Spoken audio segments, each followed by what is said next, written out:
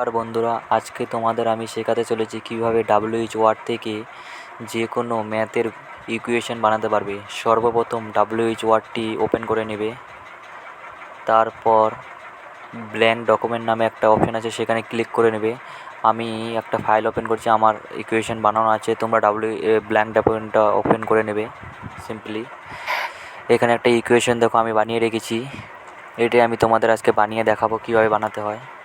সর্বপ্রথম ইনসার্টে যাবে, উপরে ইনসার্টে গিয়ে ডান সাইডে উপরে দেখবে ইকুয়েশন নামে একটা অপশান আছে, সেখানে ক্লিক করবে। তারপর এখানে আমি দেখো বানাচ্ছি যেভাবে, তোমরা সেভাবে করবে। প্রথমে এক্স মাইনাস, এখানে দেখো বাই আছে, এখানে সিম্পলি ক্লিক করবে ফাংশন। তারপরে প্রথমে এটা ক্লিক করে নেবে, তারপরে উপরের রাইট ক্লিক করবে।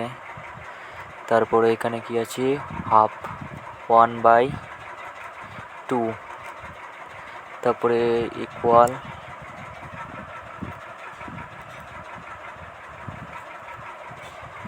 2 sin theta, simply 2 sin theta. তোমরা এখানে উপরে এখানে ক্লিক করবে, নিচে দেখে এখানে সমস্ত রকমের চিহ্ন আছে, থিটা, পাই, ইন্টিগ্রেশন। সো সিম্পলি এখানে আমি থিটা লাগে, থিটাটা ক্লিক করলাম।